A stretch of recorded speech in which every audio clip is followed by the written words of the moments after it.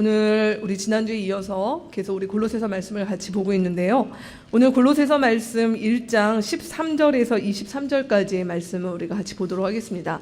오늘 설교안이 굉장히 빡빡하게 있으셔서 평소 저 스타일이 아닌 저도 이럴 수 있다.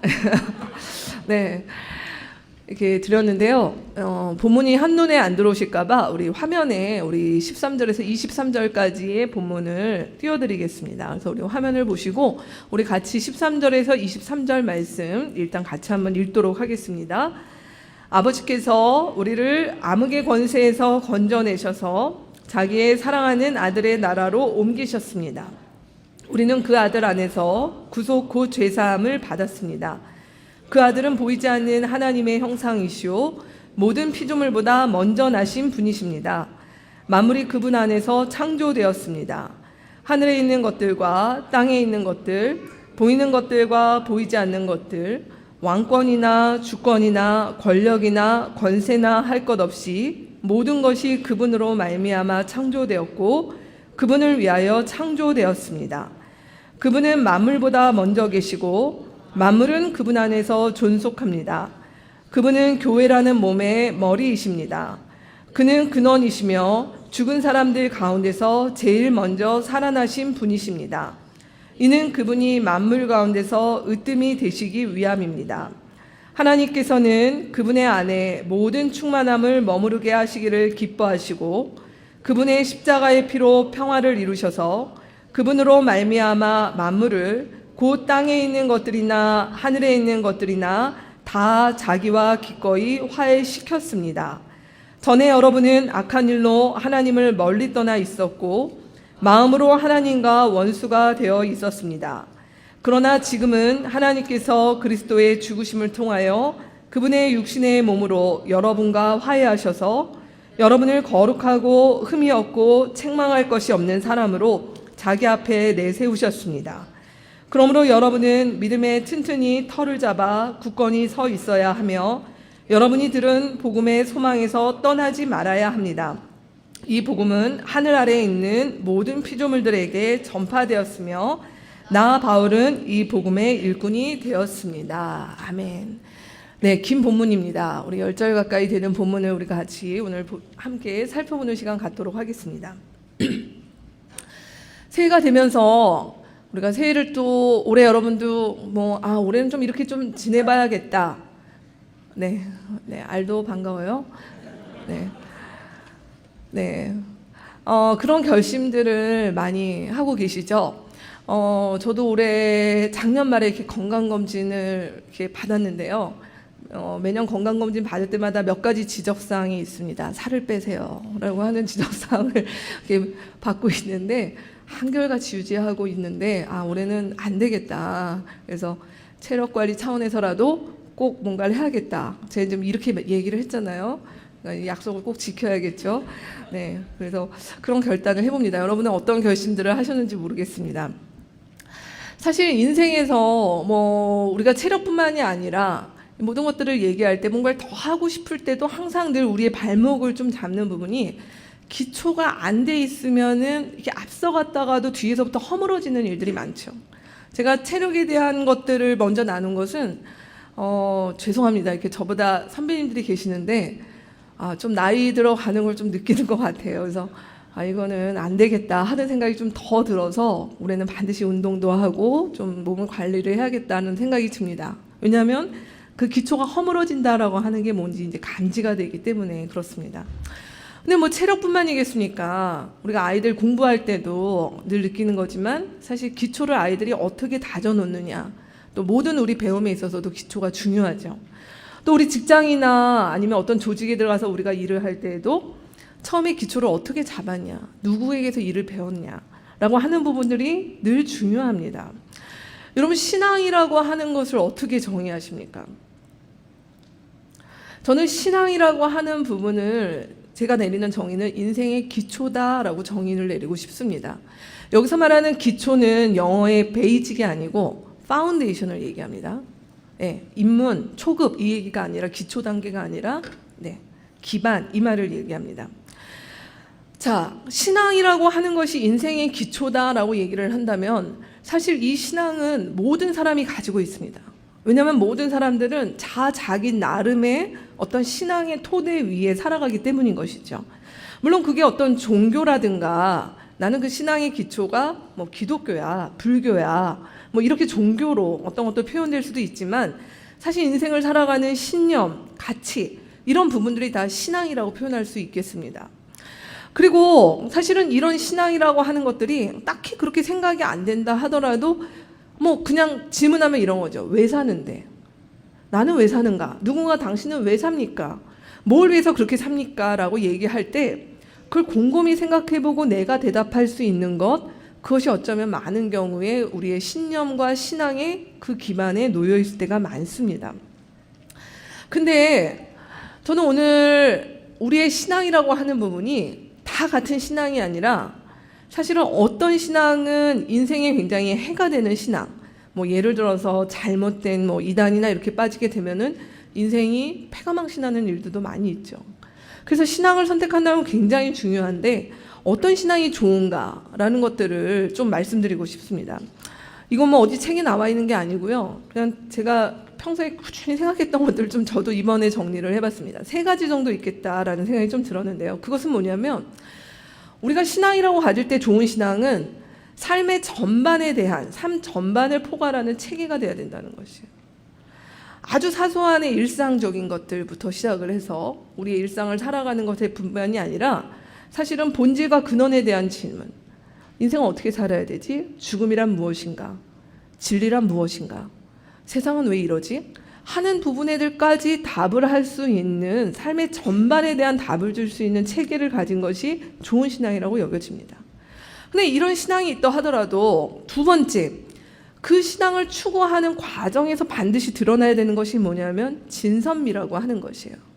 이 진선미라고 하는 것은 사실 성경에 뭐 여러 군데 파편적으로 나오는 얘기도 하지만 기독교만 가지고 있는 것이 아니라 뭐 좋은 철학과 다른 종교에서도 있는 것입니다. 이것은 무엇입니까? 인간이 추구할 수 있는 가장 이상적인 어떤 경지예요.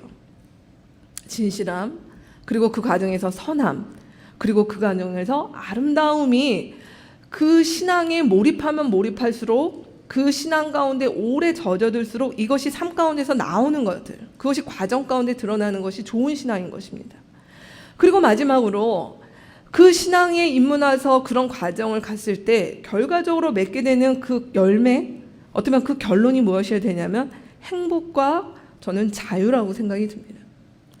행복이라고 하는 것은 다름이 아니라 내 삶이 그 신앙으로 인해서 무엇에 있고 없음의 문제가 아니라 그 행복이라고 하는 것들을 나의 삶 가운데서 다양하게 추구할 수 있다면 그것은 좋은 신앙일 것입니다.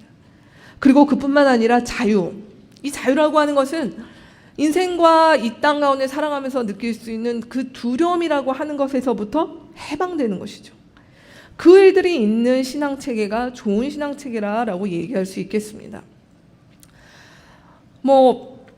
저는 모태신앙으로 기독교 문화에서 이렇게 자랐으니 사실 거의 주입식으로 신앙을 받긴 했지만 이 자리에 모태신앙으로 자라신 분들 가운데 많은 분들이 한 번씩은 회의하는 과정들이 있으시죠.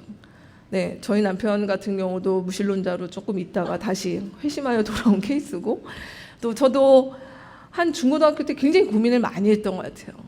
이게 뭔가 다 조작된 것 속에 내가 이렇게 지금 들어와 있는 게 아닌가 하는 것들을 고민하면서 20대 이렇게 보냈던 시간들 속에 제가 예수 그리스도를 통해서 알게 된 것은 이 3가지에 대한 답변을 주시는 분이셨다라고 하는 것들을 보면서 그것이 저의 지금까지 살면서 다른 무엇보다 참 귀하다.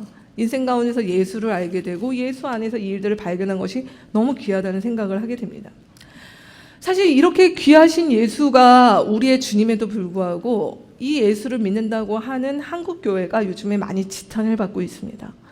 저는 이 지탄받는 이유가 지금 제가 말씀드렸던 이 3가지가 기독교 안에 굉장히 약하기 때문이라고 보여집니다. 분명히 우리의 기독교가 가지고 있는 이 진리는 삶의 전반을 설명하는 체계임에도 불구하고 지금 한국교회는 삶의 전반에 대해서 그렇게 관심이 없고 여전히 복음이라고 하는 것을 거의 보험처럼 들고 있는 것 같아요. 네. 무슨 내용인지는 모르겠지만 아무튼 내세를 위한 보험의 수준으로 교회를 다니거나 신앙생활을 하시는 분들이 많은 것 같습니다. 뿐만 아니라 기복주의, 물질 숭배, 이런 것들, 과정은 중요하지 않아. 성공, 성장, 성과, 이런 것들이 중요하다라고 하는 부분들이 교회를 망치고 있습니다. 그렇기 때문에 기독교를 추구한다고 하는 그 구도자들의 모습들 속에서도 사실 그 진선미의 모습들이 있기보다는 많은 경우에 탐욕과 또 욕망의 그 모습들이 여전히 있습니다. 그것들이 오늘날 한국 교회를 굉장히 부끄럽게 하는 일들 가운데 있다는 것이죠. 그래서 교회 다니는 많은 분들이 저는 종종 많이 그냥 물어봅니다. 행복하십니까? 근데 그렇게 이런 질문 앞에 좀 당황하시는 것 같아요. 저 그렇게 행복하지 않은 것 같아요. 자유하십니까? 그런 부분들에 대해서도 쉽사리 대답하기 어려워하는 그리스도인들이 이 땅 가운데 많은 것 같습니다. 오늘 우리는 좀 이 얘기를 해보고자 합니다. 과연 우리가 믿고 있는 이 기반, 이 기초라고 하는 것이 무엇이냐라고 하는 것이죠. 오늘 우리가 같이 읽었던 이 본문 말씀의 마지막 절에 보면 사도 바울이 뭐라고 얘기하냐면, 여러분의 설교 안에 제가 각기 다른 버전 3개 비슷하긴 한데 실어드렸는데, 그 23절 말씀에 보면 뭐라고 그러냐면, 여러분은 믿음에 튼튼히 털을 잡아라 라고 하는 말씀이 있습니다. 이 터라고 하는 말이 지금 제가 같이 나누었던 이 기초, 기반이라고 얘기할 수 있는 부분입니다. 그 맨 왼쪽에 있는 3개의 버전을 드렸는데, 우리 교회가 읽는 세번역 성경에 보시면은 이 터에 대한 얘기를 할 때 바울은 뭐라고 표현이 되어 있냐면, 터를 잡아 굳건히 서 있어야 하며 여러분이 들은 복음의 소망에서 떠나지 말아야 합니다. 마치 이렇게 당부하는 것처럼 읽혀집니다, 이 말씀은. 근데 이 말씀은 23절에 그러므로 시작하기보다는 우리 세번역은 좀 해석이 약간 더 나갔고요. 원래 원문에는 이것이 조건절입니다. 만일 이렇게 시작된다는 것이에요. 그래서 맨 오른쪽에 나들목교회 김영국 목사님이 이걸 다시 좀 번역을 하셨는데, 이걸로 한번 참고하겠습니다. 23절 김영국 목사님의 버전을 보면, 만일 여러분이 믿음 안에 계속 거하고 털을 잡고 굳게 서 있으며 여러분이 들은 복음의 소망에서 흔들리지 않으면 그렇게 될 것입니다. 이 그렇게가 뭐냐는 것이죠. 그렇게는 이제부터 살펴볼 13절에서 22절까지 내용을 받는 것입니다. 그러면 이 그렇게라는 것은 뭐냐? 우리가 기반을 하고 있는 우리의 기초가 무엇인지에 대한 것들을 얘기하는데, 그 기초에 너희가 바로 서는 것은 이 과정이다 라고 얘기하는 것의 결론적인 것입니다. 이게 무슨 말인가? 이제 말씀을 우리가 같이 좀 본격적으로 보면 이게 이해가 되실 것입니다. 자, 그러면 우리 말씀을 이제 한번 들어가 볼까요? 자, 우리 지난주에 마지막에 드렸던 말씀이 13절과 14절의 말씀이었습니다. 13절과 14절의 말씀, 지난주 제가 우주인들이 우주에 갔다 오면은 이렇게 충격을 받고 삶의 가치관이 달라집니다. 오버뷰 이펙트입니다. 이런 표현을 드렸는데, 그 말씀을 한 번 더 같이 한번 읽어볼까요? 13, 14절 같이 읽습니다. 아버지께서 우리를 암흑의 권세에서 건져내셔서 자기의 사랑하는 아들의 나라로 옮기셨습니다. 우리는 그 아들 안에서 구속 곧 죄사함을 받았습니다. 여기 중요한 것이 다 담겼다라고 말씀드렸습니다. 첫 번째 나오는 아버지라고 하는 표현을 보시죠. 우린 교회 안에 신앙생활을 하다 보면 하나님을 아버지라고 부르는 것이 굉장히 익숙하지만, 사실 하나님을 아버지라고 부를 수 있는 것은 아무나 가능한 것이 아닙니다. 여러분이 잘 아는 요한복음 1장 12절 말씀에 보면 하나님을 아버지라고 부르려면 어떻게 돼야 된다고요? 하나님을 어떻게 해야 됩니까? 영접해야 되죠. 네, 거기 본문 실어드렸습니다. 하나님을, 예수님을 영접해야 됩니다. 예수님을 영접하는 게 뭐라고요? 요한복음 1장 12절에 보면은 그 이름을 믿는 것이라고 얘기를 드렸습니다. 예수님의 이름을 믿는 것, 예수님이 누구신가? 이제 우리 본격적으로 볼 텐데, 어쨌든 예수의 이름을 믿는 자들은 하나님을 아버지라고 부를 수 있게 된다라고 얘기했다는 것이죠. 이제는 하나님이 나와 동떨어진 분이 아니라 하나님을 아버지라고 부를 수 있는 그 관계가 열렸다는 것입니다. 물론 사람마다 또 우리의 관계마다 아버지라고 하는 부분이 굉장히 친근함으로 다가오기도 하고, 아버지라고 얘기하면 왠지 할 말이 없고 어려운 관계로 다가오시는 분들도 있을 것입니다. 그러나 어쨌든 관계가 시작된다라고 하는 말이 이 아버지라고 하는 말씀 가운데 들어있는 것입니다. 근데 이 아버지께서 뭘 하셨는가? 우리를 암흑의 권세에서 사랑하는 아들의 나라로 옮기셨다고 얘기합니다. 여기서 말하고 있는 권세, 나라, 이 말은 모두 다스림 이렇게 표현할 수 있습니다. 즉 무슨 얘기일까요? 하나님께서 우리를 암흑의 권세가 다스리는 곳에서 자기의 사랑하는 아들이 다스리는 곳으로 우리를 옮기셨다라고 표현할 수 있다라고 하는 것이죠. 즉 무엇이 달라졌습니까? 우리의 위치가 달라졌어요. 삶의 위치가 달라지고 삶의 자리가 달라지고 삶의 좌표가 달라졌다라는 것이 이 말씀 구절에 있는 것입니다. 근데 이 일이 어디서 이루어졌다고요? 아들 안에서 이루어졌습니다. 그 아들은 누구십니까? 우리가 믿는 예수 그리스도시죠. 그 안에서 우리가 달라졌습니다. 그리고 그 달라진 과정을 14절 말씀해 보면 뭐라고 표현합니까? 구속이라고 표현을 해요. 구속, 우리가 교회, 이것도 역시 교회 용어죠. 처음 듣는 분들은 구속, 이게 뭐 법적 용어인가 이렇게 되실 수 있는데 맞습니다. 법적 용어. 이 구속이라는 말을 한자로 얘기하면은 건져낼 구자를 씁니다. 속바칠 속 이렇게 씁니다. 무슨 얘기냐면 구속은 그냥 이루어지는 것이 아니라 죄를 면제할 수 있는데 죄는 어떻게 면제된다고요? 값을 치르고 죄를 면제한다는 거예요. 이게 구속의 의미예요.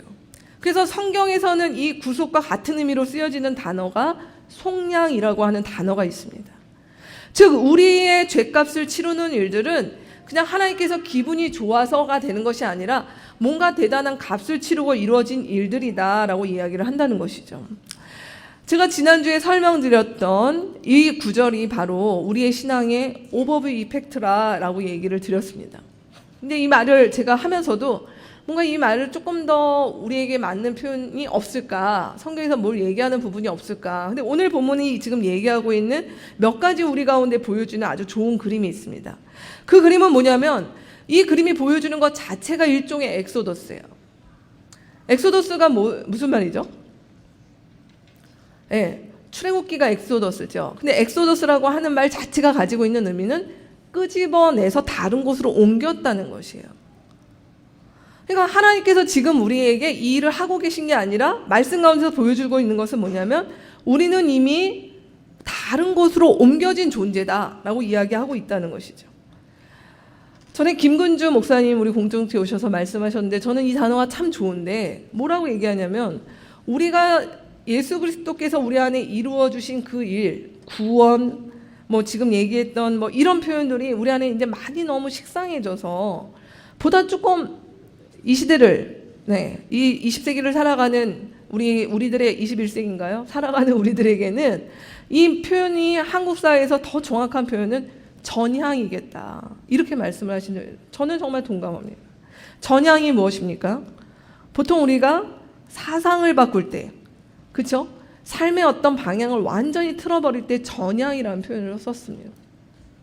우리 가운데 하나님께서 하신 일들은 그냥 언젠가 먼 미래에 죽으면 구원이 이루어지는 것이 아니라 이 땅 가운데서 내가 예수의 사람이 된다는 거, 예수를 주로 고백한다는 것 자체는 뭐냐면 내 삶의 전향이라는 것이에요. 내 삶의 엑소더스라는 것이에요. 그것이 오늘 이 말씀 가운데 나오는 핵심적인 얘기입니다. 자, 이제 바울 사도는 지금 얘기했던 이 얘기를 이제 풀어서 이야기를 합니다. 어떻게 이야기를 하는가? 자, 그러면 그 예수 그리스도가 누구셨는가라는 것부터 얘기를 시작합니다. 자, 15절에서 18절까지의 말씀입니다. 여러분 아까 읽으셨기 때문에 본문을 같이 그냥 눈으로 보면서 보도록 하겠습니다. 자, 우리 안에 이루어진 이 기초의 일들을 이루신 예수 그리스도는 누구신가? 오늘 15절부터 18절까지의 말씀에 보면은 자주 반복되는 단어가 있는데 몇 가지가 눈에 보이죠. 창조라는 말도 있지만 사실 먼저라고 하는 단어를 한번 같이 보도록 하겠습니다. 오늘 예수님은 어떤 분이시냐면 오늘 바울은 15절에서 18절 이 구절 가운데서 예수님은 먼저 계셨다라는 걸 계속 강조해요. 15절에 보면 예수님은 피조물보다 먼저 계셨다. 17절에 보면 만물보다 먼저 계셨다. 18절 말씀에 보면 제일 먼저 살아나셨다 이 말이죠. 이걸 교회에 또 뭐 기독교의 뭐 신학이나 이쪽에서 보면 용어를 선제라고 표현합니다. 먼저 존재하셨다. 하나님이 선제하셨다. 예수께서 선제하셨다. 이렇게 표현을 합니다. 자, 지금 이 먼저 계셨다라고 얘기하면서 바울은 18절에 뭐라고 얘기하냐면 이 말을 두 개의 단어로 표현하고 있는데, 먼저 계셨기 때문에 그는 무엇이 되시냐면 근원이 되신다, 이렇게 표현을 하고 있어요. 가장 먼저 계신 분이기 때문에 그분이 기원이요 시초다라는 것입니다. 그래서 이거를 원어에, 제가 이렇게 원어 쓰고 이런 건 별로 안 좋아하는데, 이 단어는 여러분이 다들 익숙하신 아르케라고 하는 말입니다. 이 아르케라고 하는 거는 학교 다닐 때 혹시 철학책을 보신 분들은 그리스 철학자들, 초창기에 뭐 아르키메데스 뭐 이런 사람들 나올 때 이 아르케가 나옵니다. 그 사람들은 뭘 고민했죠? 세상이 어떻게 시작되었지? 이 세상이 뭘로 시작되었을까? 우주의 근원이 뭐지? 할 때 뭐 불이다, 뭐 물이다, 이렇게 얘기할 때 그 아르케를 찾았던 시기가 있습니다. 근데 오늘 성경은 이 시기에 골로새서를 접했던 사람들은 굉장히 놀랐을 거예요. 많은 사람들이 만물의 아르케가 뭐냐 하는 논의가 있었고 각 학파가 있었고 그걸 배우는 자들이 있었을 텐데, 성경은 너무나 명쾌하게 그 아르케가 예수 그리스도다, 이렇게 얘기하고 있는 것이에요. 바울은 고민하지 말아라, 그 아르케가 바로 예수님이다. 근데 그뿐만이 아니라 이 예수님은 근원이실 뿐만이 아니라 우리 번역에 으뜸이라고 표현되어 있습니다. 이 으뜸이라고 하는 단어, 프로토스라고 하는 단어입니다. 신약 성경에 딱 한 번 이 골로새서 여기에 쓰여진 단어입니다. 우리 형제님들 프로토스 하면 웃으시는 분들 아시는 거죠? 네, 스타크래프트에 나오는, 네, 프로토스가 무슨 말입니까? 제일 먼저 만들어진 이 말인 것입니다. 네, 그래서 첫 번째 창조물, 그것이 프로토스라고 하는 의미 가운데 들어져 있는 것입니다. 자, 그러면 이 두 말이 같은 얘기죠. 아르케나 프로토스나 비슷한 의미인데, 프로토스라고 하는 말은 순서를 얘기하잖아요. 첫 번째라는 얘기는 뭘 염두에 둘까요? 두 번째, 세 번째를 염두에 둔다는 것이죠. 오늘 18절에 보면은 살짝 바울 사도가 뭘 얘기하냐면, 죽은 사람들 가운데서 제일 먼저 부활했다라는 얘기를 하면서 그분이 으뜸이다라고 얘기하는 것은, 예수께서 부활하신 자들 중에 으뜸이라는 얘기는 뭐가 있다는 것이죠? 예수를 이어서 부활할 일들이 계속 있다라고 하는 것들을 우리 가운데 지금 살짝 흘린 것입니다. 자, 그러면 지금 바울이 뭘 얘기하고 있을까요? 예수님은 누구시라고요? 만물의 기원이라는 얘기죠. 예수께서 만물의 기원이시다라고 이야기를 하고 있는 것입니다. 그런데 이 만물의 기원이신 분이 뭘 하셨을까요? 두 번째로 보면 오늘 15절에서 18절에 나오는 또 반복되는 것이 단어가 뭐냐면 창조라는 얘기입니다. 그분이 아르케요, 프로토스이신 예수께서 뭘 하셨냐? 창조하셨대요. 뭐를요? 만물을 창조하셨다. 16절에 나와 있습니다. 그 만물에는 뭐가 들어갈까요? 하늘에 있는 것, 땅에 있는 것, 보이지 않는 것, 보이는 것, 그리고 제가 영어 단어 다 넣어드렸습니다. 왕권, 주권, 권력, 권세, 모든 것. 이 땅 가운데 그냥 우리는 하나님이 만드셨어 라고 얘기하면, 자, 저 멋있는 산, 저기 어디 골짜기, 이런 것들만 하나님 만드셨다고 생각하지, 우리가 알고 있는 무슨 왕, 권력, 이 땅 가운데 왕의 버금가는 어떤 일들이 있는 것들에 대해서는 그것이 예수 그리스도께서 거기를 다스린다는 생각을 우리는 잘 안 하는 것 같습니다. 근데 오늘 성경은 우리 가운데 무엇이라고 얘기하냐면, 하나님께서 창조하셨다, 예수께서 창조주이시다라고 하는 그 고백에는 유형과 무형과 자연과 그리고 인간에 의해서 만들어진 그 어떤 것이라 하더라도 그 모든 것의 기반에 누가 계시냐면 창조주 예수께서 계시다라고 이야기를 하고 있는 것입니다. 그래서 오늘 말씀에 뭐라고 얘기합니까? 그분으로 말미암아 지어졌다라고 이야기를 하고 있죠. 즉 그분에 의해서 이 소유권과 권리 주장을 누가 하실 수 있다는 것이에요? 이 세상에 만들어진 모든 것들에 대해서 사람조차 하나님 앞에서 소유권과 권리 주장을 할 수 없다는 것입니다. 그 모든 것은 예수 그리스도에게 있다. 그리고 왜 지어졌는가? 그분을 위하여 지어졌다. 만물의 존재 목적에 대해서 이야기를 하고 있는 구절인 것입니다. 자, 여러분 이 말씀이 잘 소화가 되십니까? 우리가 읽는 구약 성경에는 사실 예수님의 모습이 없잖아요. 근데 지금 바울이 얘기하고 있는 예수께서 만물의 근원이시다, 만물을 창조하셨다라고 얘기하는 부분들이 우리 가운데 많이 익숙한 표현이신가요? 우리가 구약을 읽을 때 구약은 마치 구약은 하나님에 대한 이야기를 하고 신약은 예수님, 그 다음에 예수님 잠깐 나오고 뭐 성령님 이렇게 되는, 그래서 구약에서는 예수님의 뭐 예수님이 태어날 거야 라고 하는 예언 정도가 있지 구약에는 예수님의 흔적이 없지 않나, 우리가 이렇게 생각할 수도 있을 것입니다. 근데 구약 성경은 분명히 예수님에 대한 것들을 우리 가운데 보여주고 있습니다. 오늘 그 말씀을 우리 같이 한번 봤으면 좋겠습니다. 이 기원과 창조에 있어서 구약에 하나님만 홀로 계셨던 것이 아니라 예수께서는 창세기 1장 1절부터 하나님의 창조 때부터 같이 있으셨다라고 하는 것입니다. 여러분의 설교한 뒷페이지를 보시면 창세기와 잠언과 요한복음 1장에 대한 말씀을 참고 구절로 넣어드린 데가 있습니다. 오늘 양이 많다 보니까 뒤에다 넣어드렸는데 한번 보시겠어요? 창세기 1장 1절에서 3절 말씀 같이 읽겠습니다. 태초에 하나님이 천지를 창조하셨다. 땅이 혼돈하고 공허하며 어둠이 깊음 위에 있고 하나님의 영은 물 위에 움직이고 계셨다. 하나님이 말씀하시기를 빛이 생겨라 하시니 빛이 생겼다. 여러분 잘 아는 말씀입니다. 창세기 1장 1절에 태초에 하나님이 천지를 창조하셨다. 하나님께서 이 모든 것들을 창세 때 만드셨다. 그리고 하나님의 영이 그 가운데 계셨고 말씀하셨다. 이렇게 되어 있습니다.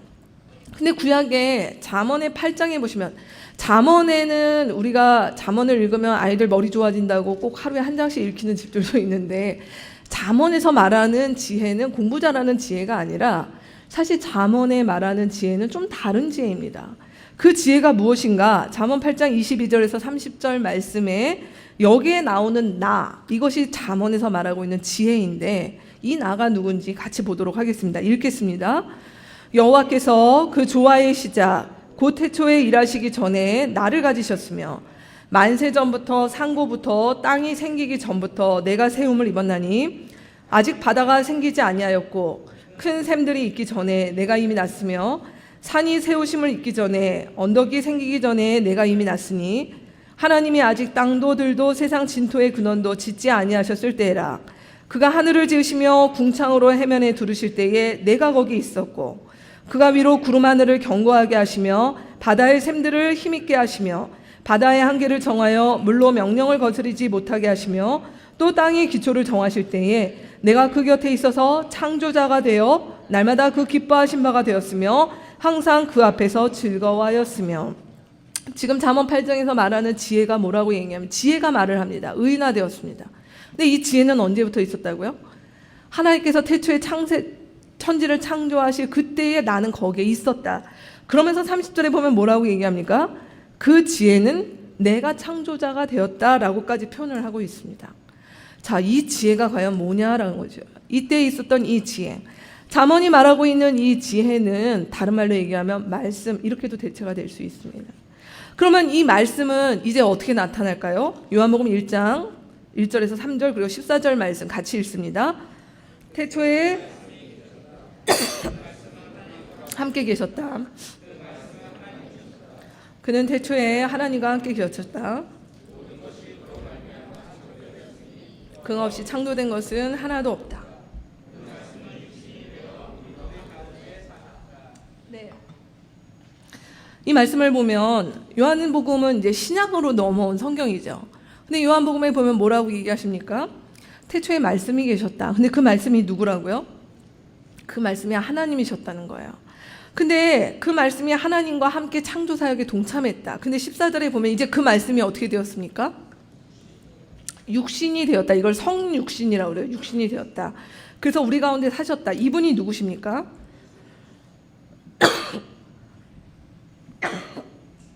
죄송합니다. 예수 그리스도십니다. 즉 성경은 창세기에서부터 잠언 그리고 신약에 이어지기까지 지금 무엇을 얘기하냐면 하나님께서 이 세상을 창조하시고 하나님께서 이 땅 가운데서 일하기 시작하셨을 그때에 성자 예수 그리스도께서도 그 가운데 함께 계셨다. 그리고 그 함께 계셨던 분이 이제 어떻게 되었습니까?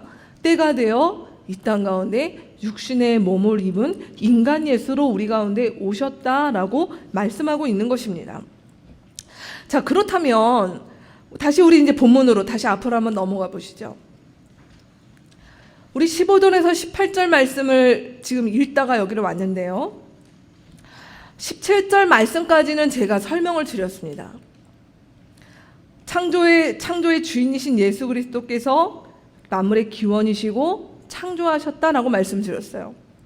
근데 18절에 보면 갑자기 교회가 튀어나오는 거예요.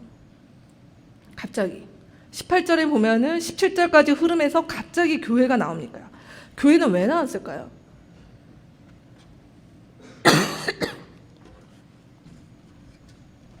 교회는 왜 나왔겠습니까? 이게 우리가 질문해 봐야 되는 거죠. 우리가 말씀을 볼 때 그렇구나 라고 봐야 되는 것이 아니라 왜 여기에 이 파트에서 교회가 나왔을까라고 하는 부분인 것입니다. 창조주이신 하나님께서 이 모든 것들을 지으셨음에도 불구하고 교회라고 하는 것이 나오게 된 데는 어떤 연유가 있었을 거 아닙니까? 우리는 이제 그 말씀에 대해서 고민해 봐야겠죠. 교회가 왜 만들어졌는가? 그렇다면 교회는 왜 필요한가라고 하는 부분인 것이죠. 우리가 아는 바대로 그건 왜 그랬을까요? 하나님의 창조가 인간에 의해서 망가졌기 때문에 하나님께서 이것들을 다시 회복하시기 위해서 만든 곳이 교회다라고 하는 것들을 우리는 기본적으로 알고 있습니다. 자, 그렇다면 우리 18절 말씀에서 무슨 얘기를 하는가 같이 보도록 하겠습니다. 이 만물을 지으시고 만물의 시초이자 기원이 되셨던 이 하나님께서 오늘 18절 말씀에 보면 뭐라고 얘기하시냐면 그 창조주요 만물의 기원과 으뜸이셨던 그분이 교회를 만드셨는데 교회는 그분의 몸이 뭐라고 표현하냐면 몸이라고 표현을 하고 있습니다. 몸. 그러면은 예수께 제가 좀 표현이 그렇지만 그렇게 적어왔습니다. 몸은 무엇인가? 교회는 무엇이냐? 교회가 예수의 몸이다라고 얘기했을 때 예수의 분신과 같은 존재, 새롭게 지어진 존재가 바로 교회이다라고 이 말씀을 하고 있다는 것이죠. 그뿐만 아니라 머리에 대한 얘기가 나옵니다. 그는 교회의 머리다라고 얘기를 하고 있다는 것이죠. 네, 죄송합니다. 저의 기침이 많은 분들을 불편하게 하셨나 보네요. 감사합니다. 네, 이 머리라고 하는 부분도 예수께서 교회의 머리다라고 얘기할 때 교회는 뭐냐는 것이죠. 교회는 예수의 머리에서부터 나오는 그분의 계획과 뜻을 실행하는 곳이 바로 교회다라고 하는 것들을 알게 됩니다. 자, 그렇게 될 때 이 교회의 18절 말씀에서 다시 한번 바울이 흘리고 있는 아주 중요한 단서는 뭐냐면 이 교회가 만물의 창조자이셨던 그분이 왜 교회를 만드셨는가라고 얘기할 때 18절 마지막에 보면 죽은 사람들 가운데서라고 하는 표현이 있다는 것이죠. 즉 이 죽음이라고 하는 것들이 왜 있는가? 결국은 인간의 죄로 인해서 이 세상에 깨어진 일들 가운데 그 심판이 전제되고 그 죽을 수밖에 없는 자들이 그 죽음으로 끝나지 않고 부활이라고 하는 것이 있구나라고 하는 것들을 이 말씀 가운데서 이렇게 흘리고 있는 것입니다. 자, 설교를 조금 여러 가지 얘기들을 지금 같이 나눴는데 사실 오늘 말씀이 좀 쉽지는 않습니다. 딱딱합니다. 그리고 이 말씀은 많은 학자들이 바울의 이 글이라기보다는 1세기 교회에 당시 고대 교회 안에 불려졌던 고대의 찬송시로 이 말씀을 많이 봅니다. 그러면 1세기 교인들, 교회를 막 시작하고 교회가 무엇인지 이제 알아갔던 사람들의 그 고백의 내용이 이것이었다는 거예요. 그냥 예수님이 우리를 사랑하셔. 너는 세상에서 가장 존귀한 사람. 이런 찬양이 아니라 이들이 불렀던 참 우리가 느낄 땐 굉장히 딱딱하다라고 하는 이 찬양이 그들의 고백이었다라고 얘기하는 부분이에요. 자, 그렇다면 여러분에게도 동일한 질문을 드려보죠. 여러분에게 예수님이 누구십니까? 오늘 성경은 우리 각자가 느끼고 경험하는 그 예수님이 아니라 성경이 지금 얘기하고 있는 예수님은 두 가지를 얘기하고 있어요. 오늘 본문에서. 예수님은 첫째로 누구시라고요? 제가 아까 프로토스다, 아르키다 이런 말을 썼는데 그 속에서 예수님은 누구십니까? 창조의 주인이십니다. 창조주십니다. 예수님이 창조주십니다. 예수님은 그냥 우리를 구원하신 분 정도가 아니라 예수께서는 이 만물이 존재하게 하신 그 창조의 주인이 예수십니다. 그러면서 동시에 예수는 누구십니까? 새 창조를 또 시작하신 분이시라는 것입니다. 오늘 성경이 지금 바울이 고백하는 예수님은 창조주시며 그래서 구약의 그 하나님과 동일하신 분이시며 그렇기 때문에 구약은 유대인의 성경, 그냥 율법서, 구원과 상관없는 책이 아니라 구약도 뭡니까? 예수 그리스도를 소개하고 증거하는 복음입니다. 그리고 골로새 교회 당시의 교인들은 이 구약 성경으로 예수님을 만났었습니다. 그래서 구약이 복음입니다. 그뿐만 아니라 그 예수께서 오셔서 뭘 하셨다고요? 새 창조의 사역을 완수하셨다라고 이야기를 하고 있는 것입니다. 이것이 바로 초대교회 성도들이 먼저 예수에 대해서 고백했다라고 했던 내용인 것입니다. 제가 아까 드렸던 질문, 예수님이 과연 나에게 누구시냐? 우리가 예수라고 하는 분을, 우리가 오늘 고민해야 될 것은 내 신앙과 삶의 기반의 예수라고 하는 부분을 이렇게 조그맣게 놓고 그저 예수께서 내가 속상하고 나를 그냥 토닥토닥 해주시고 나를 지켜주시고 하는 부분으로만 예수를 이렇게 가둬두게 되면은 우리의 인생의 어떤 일들과 또 우리 인생 가운데 예측 못할 일을 만났을 때 예수로 해석이 안 돼요. 왜 그분은 내가 이렇게 힘든데 왜 예수님은 어디 가셨지? 왜 예수님 나에게 침묵하시지? 왜 예수님은 나에게 그러셨을까? 이렇게밖에 접근이 안 된다는 것이에요. 근데 예수께서 어떤 분이신가? 예수께서 이 만물을 창조하신 분이시고 그분이 새 창조의 일을 이미 완수하셨다라고 할 때 우리의 인생을 바라보게 되면은 접근이 좀 달라지게 됩니다. 이 얘기를 조금 이따 더 한번 해보죠. 두 번째로 볼 분은 이 새 창조를 이루신 분이 예수 그리스도신데 이 새 창조를 예수 그리스도 통해서 완성하신 분이 누구냐면 성부 하나님이시다라고 하는 부분이에요. 사실 교회를 처음 나오시는 분들이 이런 질문들을 하세요. 도대체 하나님은 누구시고 예수님은 누구신고 비슷하신 것 같은데 뭐가 다른지 모르겠고 이게 참 명쾌하게 설명하기 어렵습니다. 근데 오늘 본문에서 보여주는 것만 우리가 좀 집중해서 같이 한번 보셔도 많은 도움이 될 것 같습니다. 첫 번째, 하나님은 누구신가? 오늘 첫 번째 19절 말씀에 보면 이런 표현이 있습니다. 하나님께서는 그분의 안에 모든 충만함을 머무르게 하시기를 기뻐하셨다라고 표현하고 있습니다. 여기서 그분은 예수 그리스도세요. 지금 하나님께서는 어떤 분이시라는 걸 전제하고 있냐면 하나님은 눈에 보이지 않으신다고요. 하나님은 눈에 보이지 않으시는데 하나님이 자신을 알리셔야 될 거 아니에요. 우리를 위해서 무슨 일을 하시는지 우리가 알아듣게끔 하셔야 되잖아요. 그걸 어떻게 하셨다고요? 인간 예수라고 하는 분에게 그분의 존재와 능력의 충만함으로 채우셔서 우리 가운데 오셨다라는 얘기입니다. 그래서 우리가 앞에 봤던 15절 말씀에 보면 예수님을 뭐라고 하냐면 보이지 않는 하나님의 형상이라고 얘기해요. 하나님의 이미지다. 하나님이 누구십니까? 하나님의 이미지를 보여주세요 라고 할 때 봐. 예수님을 봐. 그러니까 예수님께서 제자들이 우리 복음서에 보면 하나님을 보여주세요. 근데 예수님 뭐라고 답변하셨습니까? 나 보면 된다고 얘기하셨어요. 나를 보면 된다. 타인을 찾지 마라. 나를 보면 된다. 이렇게 얘기하셨다는 거예요. 지금 이게 그 의미인 것입니다. 그래서 요한복음에, 오늘 요한복음을 자주 인용하고 있는데요. 요한복음에 보면 요한사도가 뭐라고 얘기했습니까? 같이 읽어볼까요? 일찍이 하나님을 본 사람은 아무도 없다. 아버지의 품에 계신 외아들이신 하나님께서 하나님을 알려주셨다. 우리가 하나님을 보는 방법이 누구라고요? 예수를 통해서만 하나님을 볼 수 있다라는 것이에요. 예수를 통해서 보여주시는 하나님이 가장 완벽하고 풍성한 것들을 가장 가지신 분이 예수님이셨다라고 얘기하는 것입니다.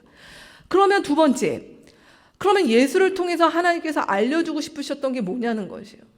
예수 안에 자신의 존재와 능력을 드러내심으로써 뭘 하고 싶으셨는가? 오늘 20절 말씀에 보면 그것이 바로 평화라는 것입니다. 하나님께서는 평화를 만들고 싶으셨다. 그러면서 이렇게 얘기합니다. 20절 말씀에 보면 그 평화는 그냥 되어진 평화가 아니라 어떤 평화냐면 십자가의 피로 얻어지게 되는 평화다라고 얘기를 하는 것이죠. 성경이 얘기하는 것은 하나님께서 우리 가운데 주셨던 그 평화는 반드시 값을 지불한, 아까 구속, 속량 말씀을 드렸는데 그런 평화였다라고 얘기하는 것입니다. 그래서 어떤 학자는 이렇게 얘기합니다. 십자가에 예수님이 달리신 것이 아니라 십자가에 누가 달리신 것입니까? 하나님이 달리셨다. 그분은 바로 예수자 하나님이셨기 때문에 이렇게 표현하는 것이죠. 하나님 스스로 당신이 예수 안에서 우리를 위해서 치르셨던 값이 십자가의 피, 우리를 위한 구원의 능력이셨다는 것입니다.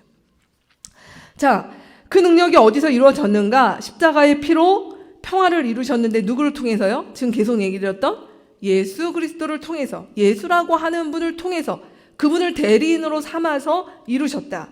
근데 그 십자가의 피의 효력이 어디에 미칩니까? 만물에 미친다는 것이에요. 예수께서 우리를 위해서 십자가에서 구원하셨다라고 얘기할 때 그 구원은 나의 죄 때문에, 나 때문에, 우리 이렇게 자주 얘기하잖아요. 근데 예수님의 구원의 효력, 예수께서 십자가의 피를 흘리신 것은 만물을 위해서라고요. 그럼 저희가 아까 만물이 뭔지 같이 기억나십니까? 하늘에 있는 것, 땅에 있는 것, 이 세상의 온갖 권력과 이 모든 것들이 어떻게 되기를 원하셨다고요? 회복하기를 원하셨다. 그 모든 것들이 하나님과 화해하기를 원하셨다는 것이에요. 그러니까 예수께서 우리를 위해서 십자가에 달려 돌아가심은 우리가 여기서 살다가 그냥 죽으면 천국 가는 정도에 머무르는 것이 아니라 우리 모두가 지금 발 딛고 살아가는 이 지구라고 하는 행성, 그리고 이 지구에서 우리가 만들어가는 인간의 모든 문명과 조직과 인간이 만들어가는 그 모든 것들마저 하나님께서는 하나님과 화해하고 회복하기를 원하신다는 것이에요. 그 일을 위해서 예수께서 십자가에 돌아가셨다라고 얘기하시는 것입니다. 그래서 그 화해는, 여기서 지금 화해라는 말을 썼지만 화해는 반드시 뭘 전제로 합니까? 화해할 것이 없으면 화해할 일이 없죠. 화해의 전제는 뭐예요? 단절, 불화, 갈등, 이것을 전제로 하는 것이 화해의 내용이거든요.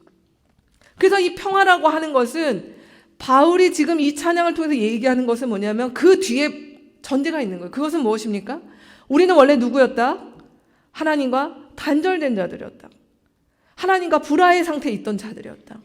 하나님과 갈등 상태에 있던 자들이었다. 하나님의 심판 아래 있던 자들이었다.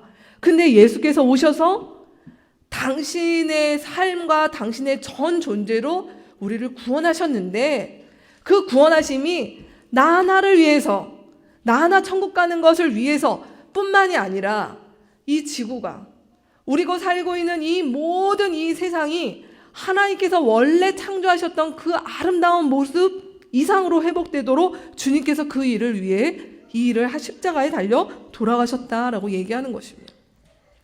자, 그러면 이 대목에서 질문을 해보죠. 예수께서 이 일을 하셨다라고 했을 때 예수와 교회가 분리가 돼야겠습니까? 안 돼야겠습니까? 교회는 누굽니까?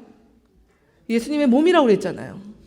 그러면 이제 교회라고 할 때 예수께서 이 일을 하실 때 예수님이 혼자 하시고 교회를 따로 둔 것이 아니라 이 일을 어디를 통해서 하셨다고요? 교회를 통해서 하셨다는 것이에요. 그러면 교회가 무엇이에요? 화해의 중심이 교회라는 것이에요. 평화의 중심이 교회라는 것이에요. 우리가 이 땅을 회복하는 거, 그냥 우리가 예수를 믿는 것은 일주일에 한 번 교회에 나와서 예배를 드리고 뭔가 그래도 내가 예배를 드려서 이것이 아니라 교회인 우리가 이제 내일부터 여러분의 직장, 여러 만나는 관계, 우리나라의 이 정말 시끄러운 이 모든 일들 속에 주님은 우리를 어떻게 하기를 원하신다고요?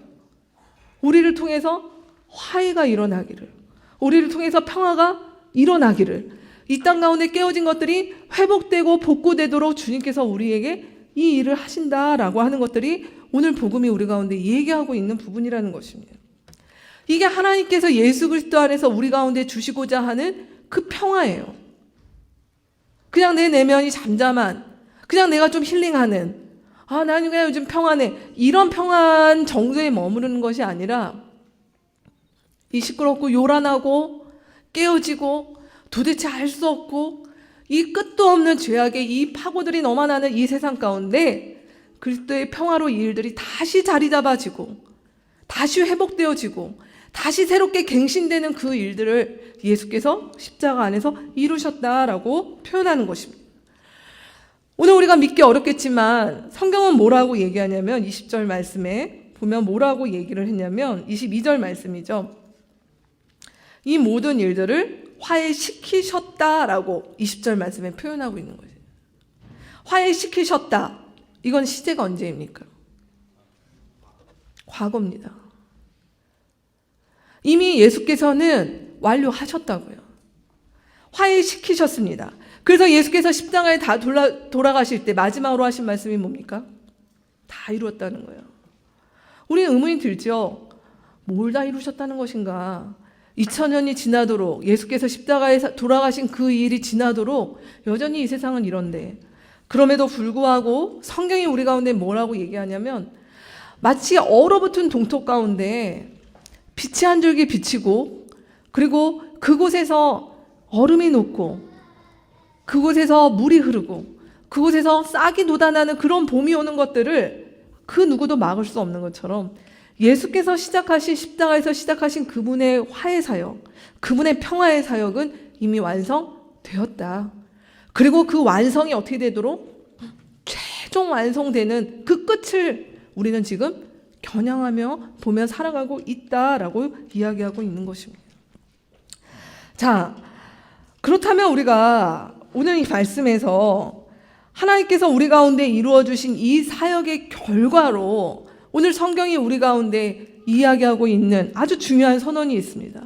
우리를 교회로 부르시는데 이제 우리는 그냥 같이 모여서 그냥 이렇게 서로 사랑하고, 가정교회 모임 때 그냥 뭐 밥 먹고, 그냥 사는 얘기하고, 위로해주고 하는 정도가 아니라, 그 모든 것들의 기반에 뭐가 있냐면, 우리 스스로를 누구로 여기냐면 하나님께서 이미 새 창조로 완성하신 존재들, 하나님께서 우리를 서로 새 피조물로 부르신 존재들, 그리고 그리스도 안에서 새로운 사람이 된 존재들, 그게 바로 교회다라고 하는 그 놀라운 선언이 오늘 말씀에 들어있는 것입니다. 오늘 22절에 보면 바울이 21절부터 보면은 우리의 중요한 변화에 대해서 설명하고 있습니다. 21절 말씀에 보면 뭐라고 얘기합니까? 우리는 원래 이게 계속 반복되는 얘기잖아요. 우리가 전에 누구였다고요? 악한 일로 하나님을 멀리 떠나 있었고 하나님의 원수가 되었던 존재들, 원수였던 존재라는 거예요. 자, 그러면 이 말의 전제는 뭘까요? 지금은 그렇다는 것입니까? 아닙니까? 예수 그리스도 안에 거해들어서 예수 그리스도라고 하는 이 관문을, 예수 그리스도라고 하는 이 문으로 들어온 사람들에게는 하나님의 원수 되었던 것은 지금은 옛날 얘기라는 거예요. 과거에라는 거예요. 근데 얼마 전에도 제가 어떤 모임에 군대 교회에서 너무 기분 나쁜 경험을 해서 저는 교회를 지금도 안 다니고 있습니다. 근데 목사님 질문이 있습니다 하는 어떤 분의 얘기를 들었어요. 근데 그분이 뭐라 하냐면, 군에서 너무 힘들 때, 저보다 한 나이가 한두 살 위이신 분이신데, 군에서 있을 때 간식도 고프고 그러니까 교회에서 초코파이도 많이 주고 해서 이제 갔단 말이에요. 근데 갔는데 교회에서 그 초코파이를 주면서 따라하라고, 기도를 따라하라고 그러는데, 그 기도의 내용이 뭐냐면, 이 벌레만도 못한 자를 구원하신 이렇게 주님 뭐 이렇게 기도를 하라고 그랬다는 거야. 이분이 약간 좀 인권의식이 굉장히 높으신 분이신데, 근데 초코파이도 초코파이지만 너무 그 말이 불쾌했다. 아니 벌레만도 못하지까지는 아는데 왜 벌레만? 그래서 이제 그게 그런 의미는 아니고 이제 이렇게 쓰이는 성경에 실제로 나오는 표현입니다라고 설명을 드렸는데, 과거에 하나님과 원수가 되었을 때에 우리가 스스로를 하나님 앞에서 정말 낮춰서 벌레만도 못한 나, 벌레만도 못한 사람이라고 표현하는 것이 이해가 되는 부분이 있습니다. 근데 내가 예수를 믿고 예수께서 주신 평화를 누림에도 불구하고 여전히 하나님 앞에 섰을 때 하나님 이 벌레만도 못한 나라라고 얘기하면 하나님이 좀 서운해하실 것 같아요. 이제 아니라고, 이제 좀 그만 좀 하라고 이렇게 얘기하신다는 거예요. 우리가 하나님께서 지금 우리한테 보시는 거는, 우리가 하나님 앞에 겸손의 표현으로 하는 것은 우리가 이해가 되고 허용이 되지만, 여전히 하나님 앞에 난 하나님 앞에 죄인이야, 난 하나님 앞에 여전히 멀었어, 하나님이 나를 구원해 주실 거 아닐까? 이 지점을 가지고 계속 거기에만 머물러 있으면 하나님이 좀 저 같으면 속이 탔을 것 같아요. 이제 그만 좀 해라, 이거 과거라고, 그건 지나간 일이라고 이렇게 얘기하실 거라는 거예요. 오늘 말씀이 그 얘기를 하잖아요. 그거 지나간 일이라고. 그러면 현재 우리에게 주어진 일은 뭡니까? 오늘 말씀이 지금은 22절에 보면 어떻게 됐다고요? 그리스도의 죽음을 통해서 육신의 몸으로 화해한 존재라는 것이에요.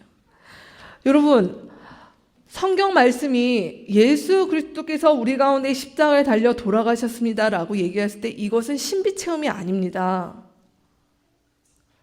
이거를 역사상에 있었는지 없었는지 모르겠지만 아무튼 예수가 돌아가셨대. 그리고 그날 뭔가 우리 눈에 보이지 않지만 어떤 광선이 나와서 우리 모두를 다 죄를 없애하는 이런 무슨 판타지 같은 이야기를 하는 것이 아니에요. 성경의 복음서가 말하고 있는 것은 예수께서 우리를 위하여 십자가에 달려 돌아가신 것은 엄연히 역사적인 일이라는 것이에요. 역사라고 하는 역사의 시공간 안에서 이루어진 일이다. 그리고 그 일을 실제로 많은 사람이 목격했다는 것이에요. 그래서 오늘 우리 가운데 주어진 일들은 감성적인 것, 원래 사실에는 없는데 우리 귀에 듣기 좋은 어떤 우화나 아니면 옛날부터 내려오는 전래의 동화 같은 그런 이야기가 아니라 수많은 사람이 목격하고 했던 일이라는 것이라는 것입니다. 왜 우리는 이순신 장군이 임진왜란 때 왜군에 맞서서 이렇게 작은 배를 가지고 큰 걸 이겼고 했던 것들에 대해서는 우리는 전혀 의심하지 않잖아요. 근데 그 기록보다 훨씬 많은 기록과 훨씬 많은 증인들의 이 일들이 예수께서 십자가에 달려 돌아가시고 부활하셨다라고 남아있음에도 불구하고 우린 예수께서 이렇게 하신 일들을 너무나 감성적으로 생각을 한다는 것이에요. 그렇지. 근데 이건 사실이라는 것입니다. 그러면은 뭐라는 것이에요? 믿으라는 것이에요. 예수께서 이 일을 우리 가운데 하신 일을 통해서 우리가 하나님과 화해되었다. 그래서 그날 당일 예수께서 운명하시던 그날 어떤 일이 일어났습니까? 성전의 지성소와 성소 사이에 있던 휘장이 찢어지면서 하나님과 우리 사이에 화해가 이루어졌음을 보여주는 일종의 하나님께서 우리 가운데 보여주셨던 퍼포먼스 같은 일이 그곳에서 벌어졌던 것이죠. 그래서 그 일이 우리가 하나님과 화해했던 일들이 있다. 그리고 그것이 사실이다. 사실은 바뀔 수 없잖아요. 그 일이 실제한다라고 얘기합니다. 그리고 그 결과 이제 우리는 어떻게 되었다고요? 거룩하고 흠이 없고 책망할 것이 없는 사람이 되는 게 아니라 되었다고요. 거룩하고 흠이 없고 책망할 것이 없는 사람은 누굴까요? 이 세상에. 예수님밖에 없죠. 그렇죠? 예수님밖에 없습니다. 근데 오늘 이 말씀은 뭐라고요? 예수님이 그런 것이 아니라 이제 예수를 믿게 되면 우리가 누구랑 같은 거예요? 예수님과 같은 레벨이 된다고요. 예수와 같이 거룩하고 흠이 없고 책망할 것이 없는 사람으로 예수는 우리의 큰형님인 큰오빠 같은 분이 된다는 것이에요. 그래서 우리가 그분의 가족이 되었죠.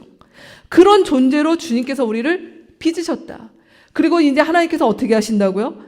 자기 앞에 우리를 두셨다. 이 자기 앞에라고 하는 이 표현은 정확히 얘기하면 in his sight, 하나님의 시선, 하나님의 시각으로 이제 우리를 어떻게 보신다고요? 그런 존재로 본다는 것이에요. 이게 얼마나 우리 가운데 사실은 괴리감이 듭니까? 오직 우리가 거룩하고 흠이 없고 책망할 것이 없는 사람이에요. 우리는 아직도 멀었는데요. 근데 하나님은 어떻게 보신다고요? 예수 안에서 우리를 그렇게 보신다고요. 우리를 예수님처럼 보신다고요. 예수님처럼 당신의 자녀로, 당신의 아들과 딸로 우리를 보신다고요. 저 먼 미래가 아니라 지금 보신다고 약속하셨다는 것이에요. 그러면서 오늘 말씀이 뭐라고 얘기합니까? 그렇게 우리를 내세우셨다라고 얘기하는데 이 내세우셨다라고 하는 이 표현은 사실은 지금뿐만이 아니라 우리가 하나님 앞에 서는 날이 있어요. 언제입니까? 최후 심판의 날인 거죠. 근데 그때 하나님께서는 지금은 거룩하고 흠이 없는 존재로 보셨다가 최후 심판 때 보니까 내 그렇게 보려고 했는데 넌 아니다. 이렇게 하시지 않는다는 얘기예요. 어떻게 된다고요? 그날까지 우리를 그렇게 보신다라고 약속하셨다는 것이에요. 자, 하나님께서 우리에게 구원의 일들을 이루셨습니다. 더 이상 우리는 하나님과 원수가 아니고 하나님과 화해한 존재고 그리스도 안에서 새로운 존재가 되었고 하나님께서 우리를 거룩하고 흠이 없는 존재로 지금 보고 계시는데 그 일을 언제까지요? 우리가 하나님의 심판대 앞에 설 때까지 주님께서 우리를 그렇게 보시겠다고 지금 약속하셨다는 것입니다. 여러분 놀랍지 않습니까? 이것을 우리 삶의 기반으로 삶을 삼는다는 것이 얼마나 축복인지. 내가 이 땅 가운데서 살아가는 나의 인생 가운데 우리가 이 시야가 열리기 시작했을 때 내가 나를 바라보는 것, 내 주변을 바라보는 것, 우리 삶에 얽히고 설킨 일들에 대해서 바라보는 것들이 굉장히 달라지지 않겠습니까? 그렇기 때문에 바울은 우리가 다시 맨 처음에 읽었던 23절 말씀, 이제 말씀의 결론으로 한번 돌아가 보죠. 23절의 말씀으로 돌아가는 것입니다. 그 말씀은 뭡니까? 그렇기 때문에 이 새 창조의 은혜는 너희가 죽어서 누리는 것이 아니라 지금 현재 누리라는 것이에요. 하나님께서 주셨던 이 은혜를 지금 누리라. 그래서 23절의 말씀, 믿음 안에 거하고 털을 계속 잡고 서 있고 복음에서 흔들리지 않고 이 기반을 우리가 든든하게 잡을수록 어떻게 된다고요? 하나님의 약속하심이 오늘 나의 삶에 실제로 임한다. 실제가 된다. 그리고 그 실제가 나의 삶을 주도하고 움직인다 하는 것이 오늘 말씀의 약속인 것입니다. 자, 그러면 어떻게 돼야 되는가? 두 가지 우리 실천의 사항들 여러분과 같이 나누고 싶습니다. 첫 번째는 무엇인가? 여러분 2017년 한 해 우리의 기초를 다지는 그리스도인이 되는데 우리가 열심을 좀 냈으면 좋겠습니다. 오늘 바울이 23절의 말씀에 보면 뭐라고 얘기하냐면 여러분이 들었다라고 얘기를 해요. 여러분이 들은 복음의 소망 이렇게 표현합니다. 제대로 들은 사람들은요, 이 듣는다는 것은 많은 양을 의미하지는 않습니다. 그냥 아무 생각 없이 아 그렇구나 듣는 것이 아니라 잘 듣는 사람은 반드시 뭘 하게 되냐면 질문이 생겨요. 여러분 질문하는 그리스도인이 되셔야 합니다. 신앙은 내가 예수 믿고 끝. 난 다 알아버렸어. 이런 거 없습니다. 끊임없이 우리 신앙은 질문할 수밖에 없어요. 교회 안의 질문은 장려돼야 될 상황입니다. 왜? 이런 일들에 대해서 성경은 무엇이라고 얘기하는가? 제가 아까 말씀드렸죠.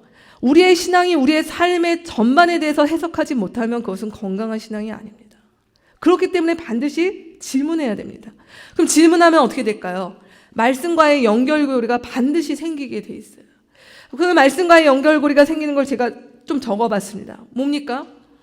우리는 미시의 삶을 사는데 거시적인 것들과 연결된다는 걸 발견을 해요. 하나님의 무한한 창조해 주심을 우리가 어떻게 알겠습니까? 우린 되게 유한한데. 그럼에도 불구하고 그것이 연결되는 고리를 찾아가게 돼요. 하나님께서 만들어주신 태초 이후에 이 장구한 시간들 속에 우리는 굉장히 찰나와 같은 삶을 살아가잖아요. 그럼에도 불구하고 그것이 연결이 돼요.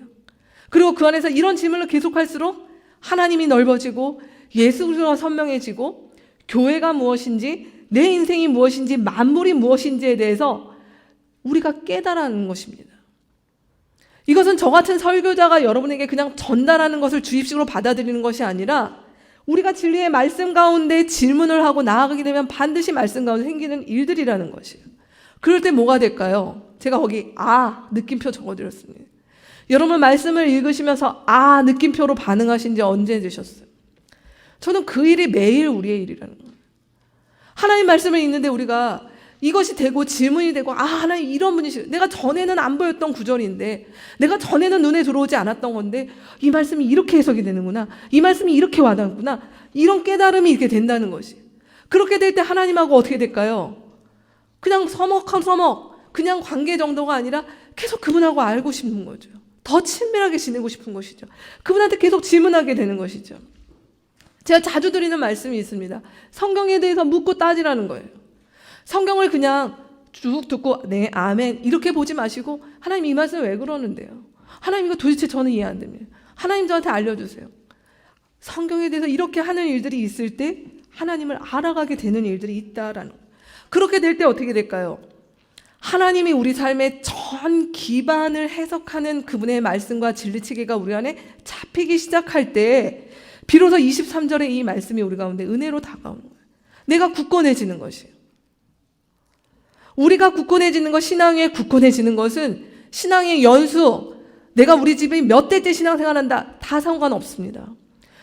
예수를 오늘 믿는다 하더라도 진지하게 성경의 말씀 가운데 서고 하나님의 말씀 가운데 질문하는 자들은 반드시 말씀을 통해서 굳건해지는 일들을 경험하게 되는 것입니다.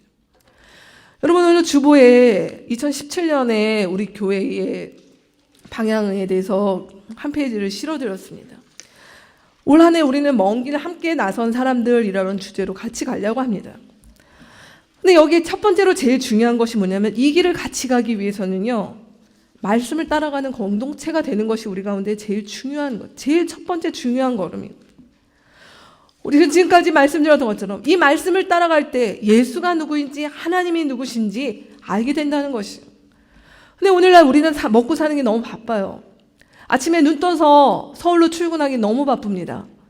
그래서 하나님의 말씀을 접해야 되는데 도시락을 나눠줘도 처음에 매월 1일과 2일날 기쁜 마음으로 기대하는 마음으로 열어봤다가 그냥 꽂은 채 한 달이 지나가는 일들도 우리 가운데 다반사로 일어납니다.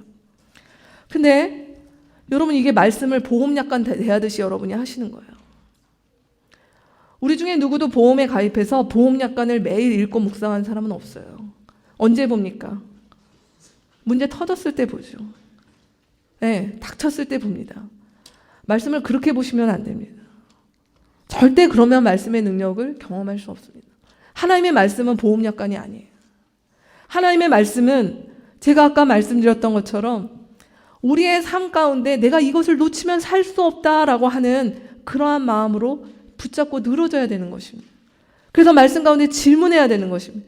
내 삶 가운데 고민하는 것, 두려워하는 이런 일들에 대해서 묶어두는 것이 아니라 하나님 그분과 직접 씨름하셔야 되는 것입니다. 하나님과 우리 사이에는 그 중간에 누구도 없죠. 우리가 하나님 앞에 바로 나아갈 수 있으니까. 그런 은혜가 하나님의 말씀 가운데 기초를 다지는 그리스도인 되는 일들이 우리 가운데 올해 꼭 있었으면 좋겠습니다. 도전합니다. 두 번째로 이 기초 위에 우리 공동체가 견고해지는 공동체가 되는 그 일을 향해서 나갔으면 좋겠습니다. 오늘 여러분 23절 말씀에 보면 바울이 무엇이라고 얘기하냐면요. 23절 말씀 다시 한번 보십시오. 믿음 안에 거하고 털을 잡으면 복음의 소망에서 흔들리지 않으면 그렇게 될 것입니다. 이 복음은 하늘 아래에 있는 모든 피조물들에게 전파되었으며 이 말을 하고 있습니다. 복음을 정말 선명하게 받아들인 사람들, 복음이 교회 안에 우리의 신앙 안에 제대로 잡기 시작하면은 이 복음이 그냥 나의 복음, 내 복음이 아니라 이 복음이 만물에 선포된 복음이라고 하는 것들에 대해서 눈이 열리기 시작을 합니다.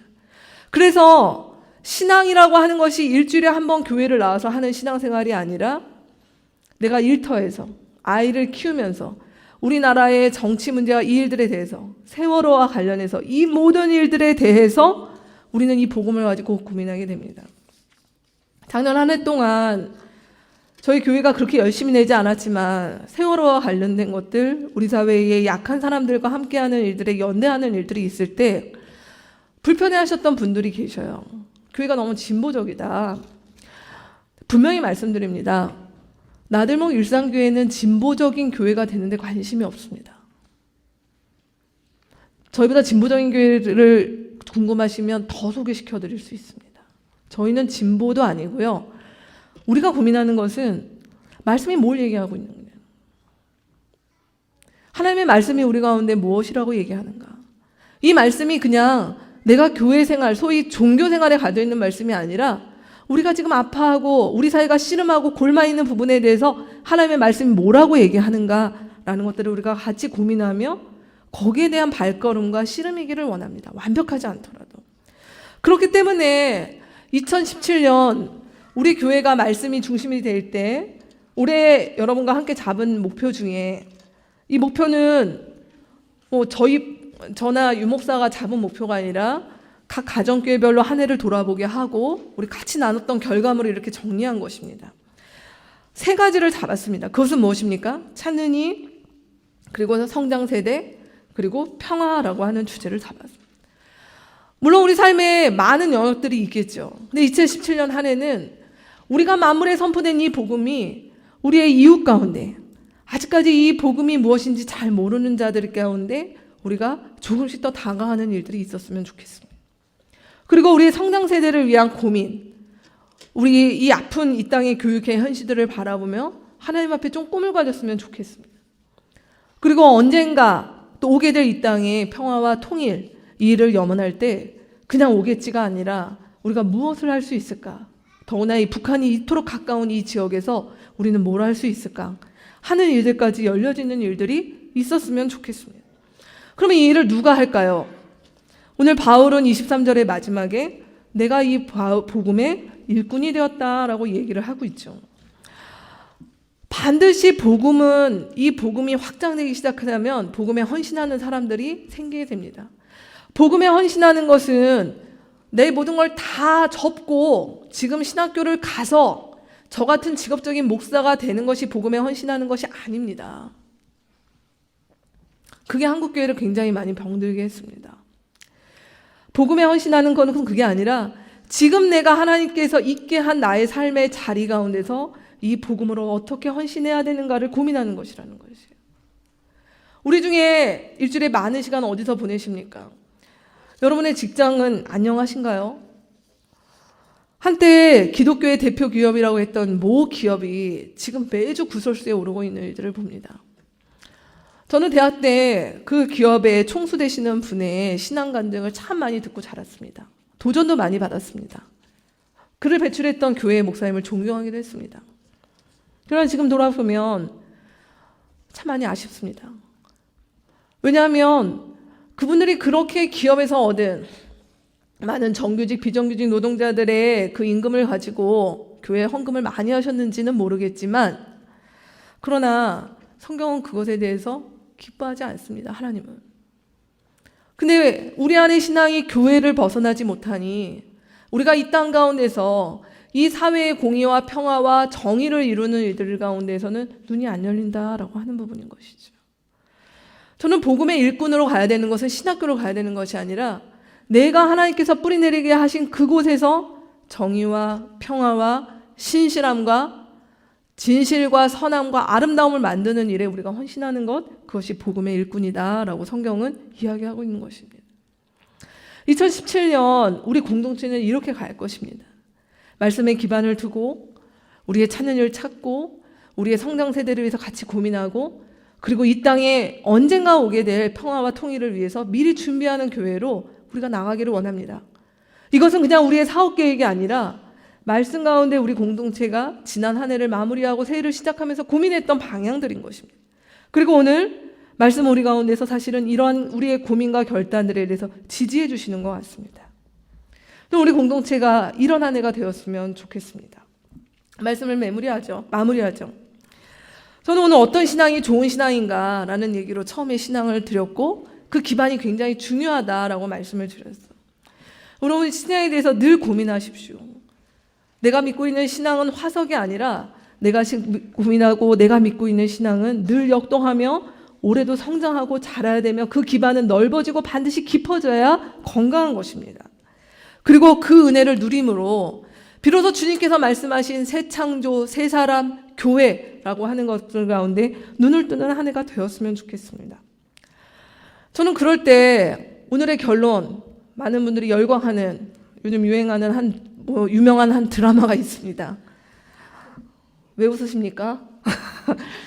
이 드라마의 주인공의 많은 자매들이 빠져서 헤어나오지를 못하고 있는 가운데 있는데, 저는 저도 개인적으로 이 드라마를 좋아하면서 보고 있는데 거기 나오는 대사가 있습니다. 제가 오늘 결론 부분에 실어드렸습니다. 거기에는 너와 함께한 이렇게 되어 있지만 같이 한번 읽어볼까요? 닭살 돋는다고 하지 마시고 같이 한번 읽어보겠습니다. 주님과 함께한 모든 시간이 눈부셨다. 날이 좋아서, 날이 좋지 않아서, 날이 적당해서 모든 날이 좋았다. 저는 이 대사를 듣는데 아멘이다, 은혜다 라는 생각이 들어요. 네, 그 드라마가 좋았던 것도 있지만 굉장히 진지한 설교를 했다고 결론이 좀 약간 저는 이 대사를 들으면서 그렇다. 우리가 이 땅 가운데서 그리스도를 믿고 따라가는 삶, 올 한 해도 2017년에 어떤 날들은 우리 가운데 좋은 날도 있겠죠. 어떤 날들은 분명히 좋지 않은 날들도 우리 가운데 분명히 있을 것입니다. 그리고 많은 날들은 상당히 적당하거나 밋밋하거나 어떻게 보냈는지도 모르게 지나갈 수 있습니다. 그럼에도 불구하고 우리의 모든 날이 좋았다라고 얘기할 수 있는 이유는 무엇입니까? 예수께서 우리 가운데 주신 그 새 창조를 우리가 누리기 시작할 때 우리의 평범한 인생, 평범한 일상이 하나님 앞에서 가치 있게 살아가는 것들로 바뀌는 신비가 여기에 있기 때문입니다. 그 평화를 우리가 누리기 때문입니다. 여러분, 올 한 해 이런 모든 날들, 어떠한 날들이 올지 모르겠지만 그 모든 날들이 우리 주님께서 우리 가운데 이미 이루어주신 이 새 창조를 누리는 날들로 우리 2017년을 채워갔으면 좋겠습니다. 그런 한 해가 되기를 주님의 이름으로 축원합니다. 같이 기도하시겠습니다.